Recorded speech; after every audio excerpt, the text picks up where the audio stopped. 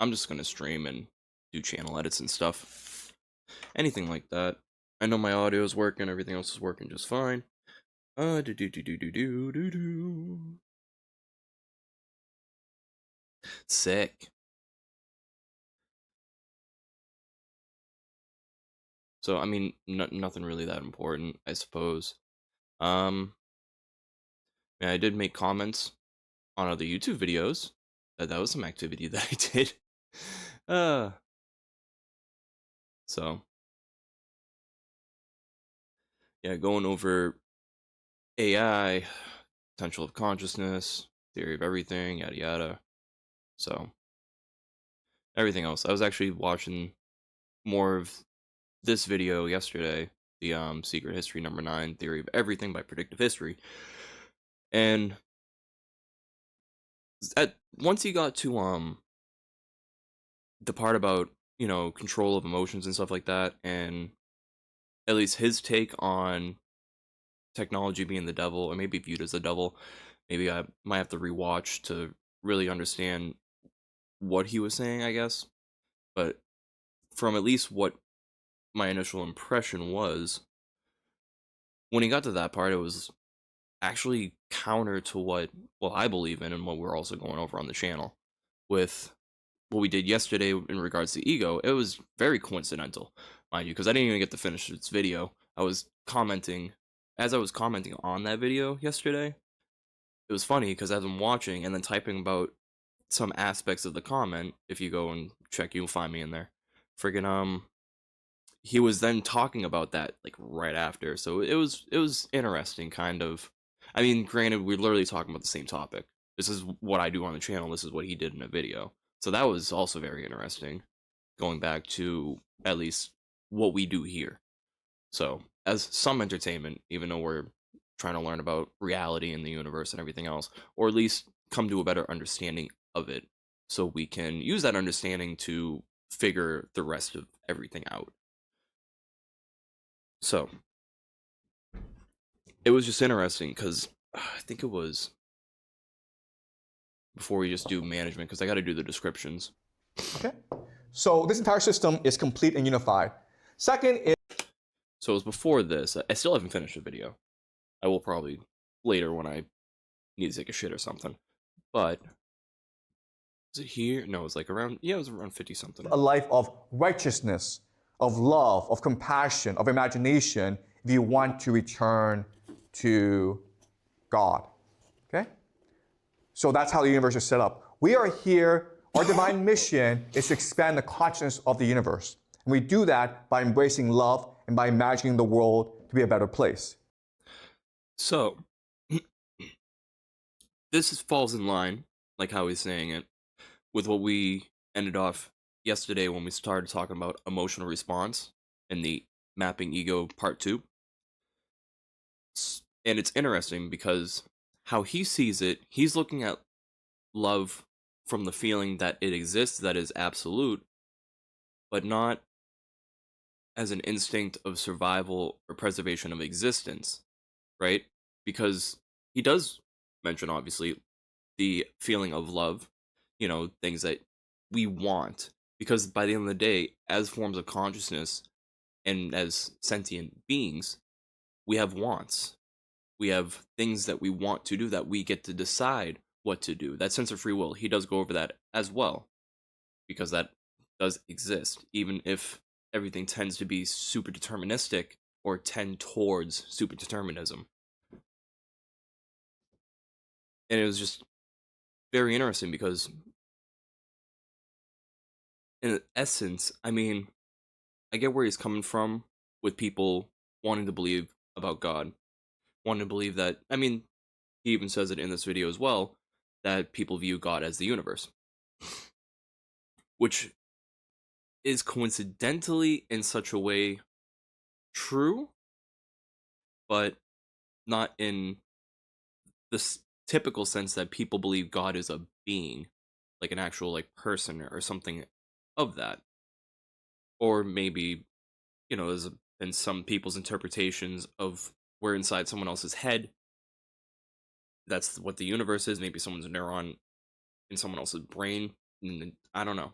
just crazy, because of imagination and how we try to relate things to what we have experienced and what we know about, or in some way, shape, or form, anything that's been introduced to us, we try to relate to those things, whether we intend to or not. Even if we don't intend to, we inevitably, by the end of the day, relate to something that exists. Sorry, my throat's just. I've been sick for like probably 2 weeks almost now. It's great. I feel like I'm always friggin' sick. I hate it. Uh, but I mean, at least I got everything for myself checked out from the beginning of this year until like June. so, so I got some time. But oh man, I just hate having to clear my nose. I need to get my adenoids removed. I should have got them removed earlier this year, but oh well. It really screws with my speech because of the glands like by my nose, so that's why I sound the way I do, like nasally and shit. Because my nose feels like it's always freaking clogged, but I just have enlarged adenoids. My daughter actually has the same thing too. So we gotta take hers out. We should take hers out soon. We also had a chance to do that, but we didn't. I should have, but there'll be more chances. Oh, I hate it. Anyways, so going back to this. Okay? All right. So now let's go back and ask ourselves this question. If every single early religion, whether it's Taoism or Hinduism or the Egyptians or the Native Americans, if every early religion all believed this and they all knew this, how did we come to forget or deny this with a material reality? Okay? Remember, the Big Bang, evolution, neuroscience. It's to teach us that there's no God. There's no purpose. It's all just random. This is where the misunderstanding is and where I disagree. Because I think science isn't necessarily out there to prove that God doesn't exist. Because we have scientists that do believe in God, right? Leading scientists that do believe in that. For me, I don't subscribe to the ideas of, well, not the ideas, but like I said, God isn't really a being of sorts. It is a cosmic consciousness just by design, which that's okay. That's fine, right? It's just that disconnect. It's not as though God has arms and can just pick and choose stuff. We're actually going to go over next video because we already did a video about how the universe is God. So making that connection in such a way that it's scientific and realistic based on quantum mechanics, the ideas and concepts from there, as I'm personally discovering more and more and more every day, alongside, science, Newtonian physics, the framework, the rules that we observe that exist fundamentally in our universe that ensure that the universe functions in the way that it does so that things exist over time, right? It's that idea that actions and interactions is what's causing the time based on, from the Big Bang, the moment that happened, and due to how mass is created, mass energies are created because of that immense collapse in, which he touches over the idea of the Big Bang and the Big Freeze, basically, but more so these scientific ideas. And this is where the disconnect is, because personally, it's not so much the science that is the devil, the problem, or hell, or whatever, like manufactured in some point. That's not that, because just like with numbers, just like with other systems that we utilize, it's just a form of reference, right?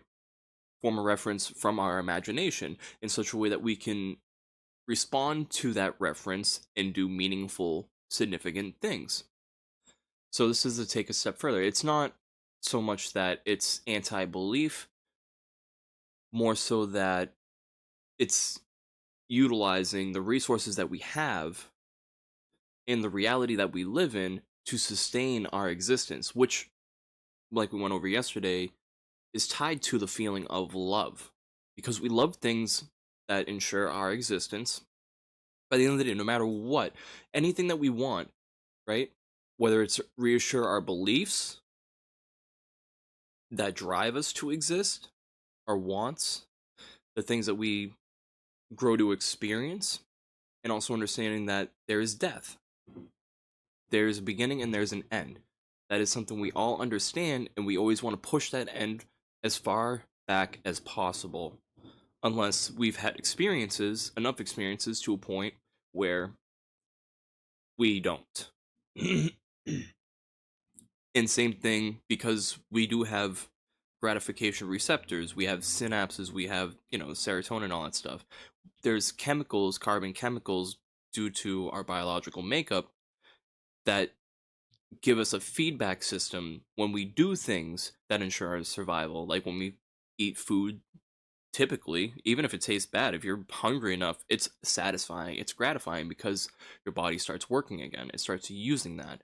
When we view things that are of comfort, or of learning or entertainment, we're stimulating our brain through our perceptors, and we're watching things, reviewing things that we are interested in, because we either want to see what happens because we're curious, because that is a part of the instinct, part of the will to want to survive, because to be curious is to want to know, and the want to know is typically to want to know how other things exist, or how other things end, how some things begin, how some things end. It's all tied to that.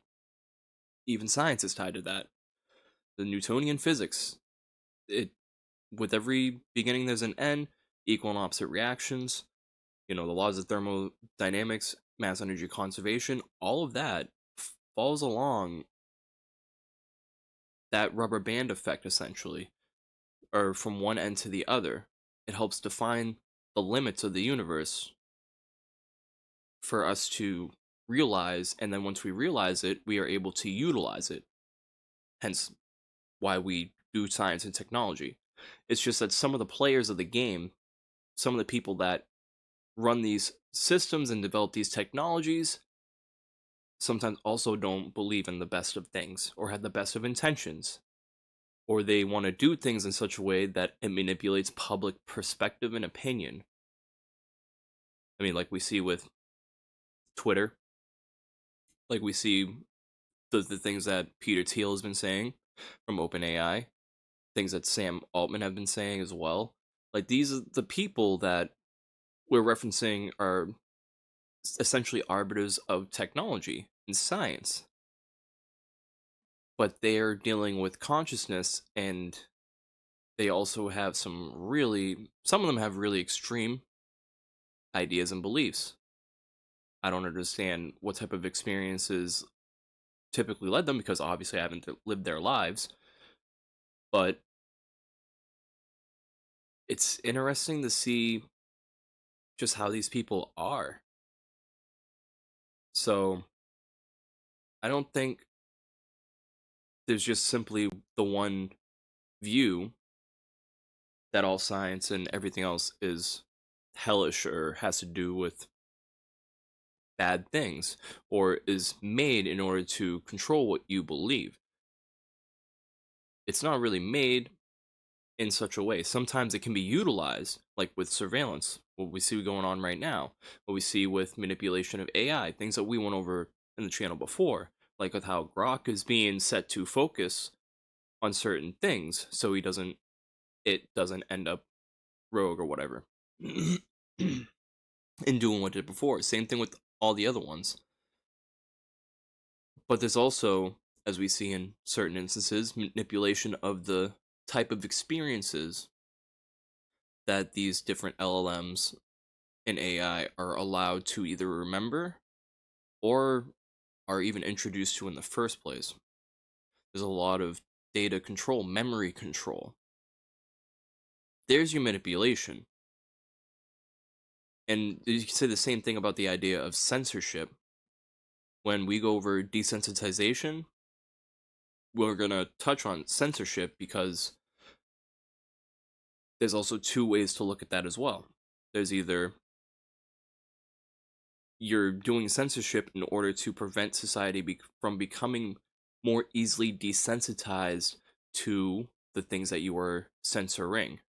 Therefore, if someone is more acclimated, more experienced in seeing certain things, living through certain things, they're going to obviously have more experience with those things. They're going to have more opinions, more thoughts on them, whether they like them or hate them. They're going to go more extreme one way or the other, depending on how those experiences affect them.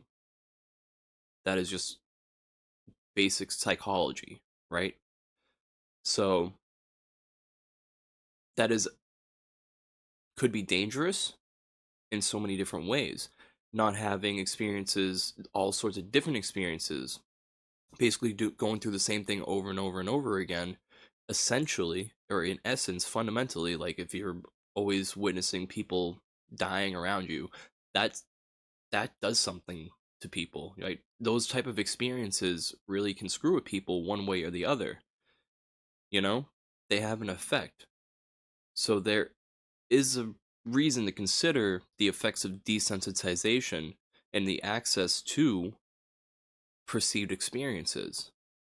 But at the same time, this also will explain why there's certain type of manipulations in these technologies on the internet from governments.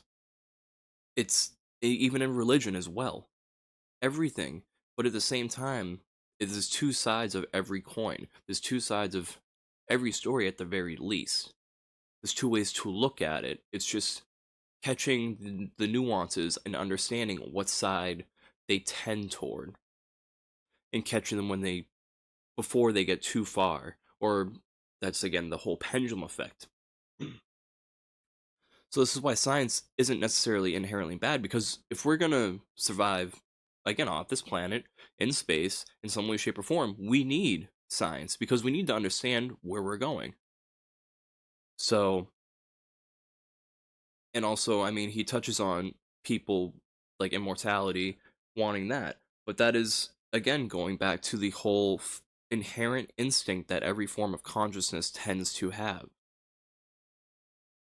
It tends to want to exist. So it's just by design. Because mass can neither be created nor destroyed. Or mass energy, I should say. Mass doesn't get, it gets transformed and spread throughout the universe, basically. Just in so many different layers, and we are only able to physically see individually without any tools or any type of microscopes or anything what's in front of us. We're only able to experience, we're limited in our experiences, which limits our perspective, which makes us different than the universe in and of itself. And different in such a way where, I mean, the universe doesn't need to act, it doesn't need to have a sense of free will. In fact, the universe itself is the most super deterministic thing that exists when you look at it in its entirety, in structure and flow, because it is bound by the laws and rules of physics that we have come to understand. And in areas where we believe that those rules don't work, it's inversal almost every single time that at least I realize. It's just like Hamiltonian versus Lagrangian derivatives. They're opposite in design, right? Just it's you can say it's coincidental and everything else, but by the end of the day, that is from the individual observer that is first being introduced to these ideas, if, side by side, that's one of the qualities that exists there. So, same thing with how we view life. Everything happens realistically exponentially. It builds and builds and builds on top of each other. There is an acceleration factor in almost everything we experience, but time seems to flow linearly, which is only because of the series of interactions and actions that are happening throughout time, constantly. they're just so small and minuscule, or sometimes there's no action happening over time at all, really. But status quo is technically not doing anything, is technically an action by definition. It's just you're not taking the action, you're not doing something really with that time, but you're deciding to do nothing. And that's why zero exists, the whole idea of the number zero and then the number one, because those are simply ways that we can measure different states of existence or non existence, true and false. It has nothing to do necessarily with hell or bad things, especially when you look at it from that perspective, trying to consider both sides at the same time. But with almost everything, there's good and bad, just like with there's a beginning and end. I'm sure, I mean, the universe doesn't necessarily have feelings in and of itself. I'm sure it experiences clearly the stretch of the vacuum, the stretch of entropy filling up the universe itself, stretching the bounds. It feels it in, I mean, that realistic sense that it's happening. There's waves that go through the universe at the quantum levels as everything interacts, and they leave that response identification essentially, or that force behind, because again, as we observe when reactions happen with solid objects, for instance, a part of that reaction gets let out and it gets transformed, and it does not go back into that level of formation as a solid. Sometimes things change state and go into a gas or a lesser state of energy, depending on the type of reaction and the type of conditions. It gets released into space, essentially, and then breaks up and makes up more space, or reacts with something else and breaks up even further. Because with every action, as we see, like the slope, um,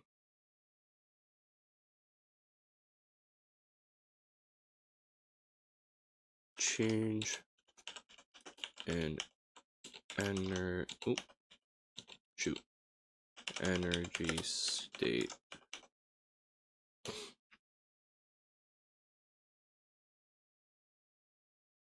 I mean, for one, we have from solid to gas as things let out. What the hell? Say the homework, dude. Where is it?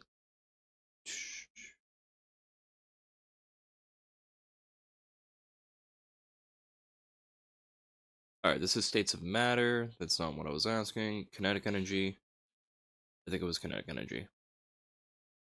And vaporization, the energy absorbed or released during the change between a liquid and gas. So all of these, again, change states.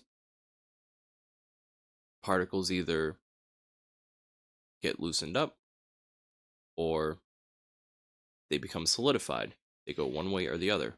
All forms of matter go one way or the other, depending on the electron counts, the atomical levels, or whatever.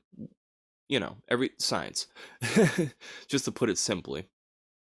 So we see here, I mean, it goes up in state, but for every, well, this is just the levels of degree. So that's that. But I'm talking about reactions between two different things. That's reaction to environment, whether it's density or its temperature, because of excitation stage of electrons and atoms and all that.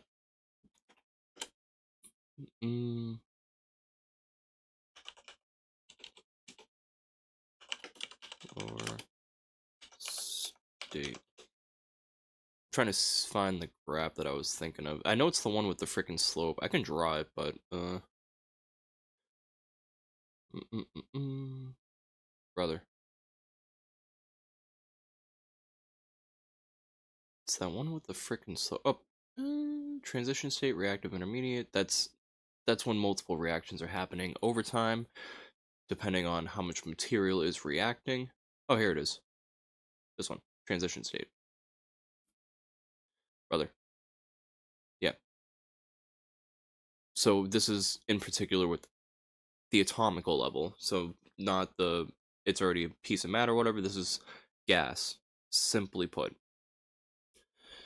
So when we take an element with a higher energy state, reacts with something else during the reaction, when other parts are introduced, we have a change of order of the electrons, and things break off. For this simple reaction, tetrahedral geometry, reactants, Br, so what was that, bromine? CH3Br with nucleophile Nu that goes through transition state to yield CH3 Nu, so switches out Br with Nu. And because of that, it goes from a higher energy state, reacts with something of a lower energy state, or something that's more compatible with the lower energy state structure, kicks out the higher energy state, and becomes at a lower energy state in general. But that higher energy state is released into space. There is a loss of total energy of the bigger product. That happens with everything in the universe. That process happens with stars, solar systems, everything. Even human beings. You know, we start able to regrow our limbs. Well, not regrow our limbs, I should say. We're not that far yet. I'm sure there's someone already testing that right now. But we're able to heal from wounds, heal from sicknesses, etc. when we're younger and up until a certain point. And then after that, the longer we exist, the worse we get. It takes, we need to take less energy because there's less faculties that work well enough to use that energy, and like our metabolism and other things. So there's so many different similarities, and understanding those things isn't really any sort of manipulation. I think more so the manipulation comes from the decision to change the types of information that is out there or accessible to certain groups with the intent of controlling what they're believing. So again, it ties back to the whole desensitization versus censorship issue. It doesn't necessarily have to do with science or anything else like that. It's more so trying to manipulate people's understanding of certain things. And that's the problem. That's part of the problem when there's no transparency for the reasons behind such intent, or no stating or no transparency, especially when consequences of any and every action exist. No matter if you understand it or perceive it. Because again, the universe is going to exist regardless of if we're here or not. We just happen to exist because the universe is designed in such a way where it can manifest forms of consciousness that are sentient. Because quantum mechanics and numbers and stuff. So it's all just material. So how do we get this to this point? Okay. The answer is very simple, and we'll be discussing this throughout the rest of the semester, okay? The problem is that you have heaven, you have earth, and you have hell, okay?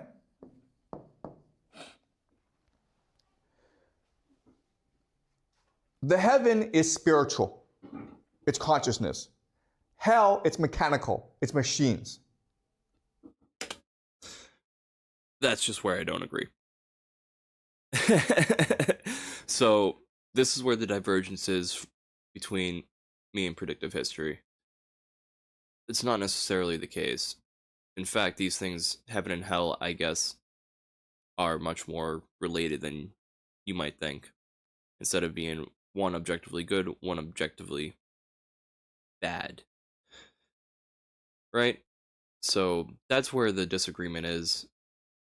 in fact, I mean, both exist, but when we think of spiritual, this is why such things as heaven and hell actually exist, because even when we analyze why or how he came to this answer relating hell to technology and heaven to like the spirit realm, consciousness and stuff like that,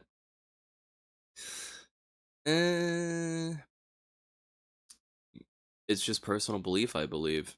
It's not necessarily, I would say, that technology is inherently bad.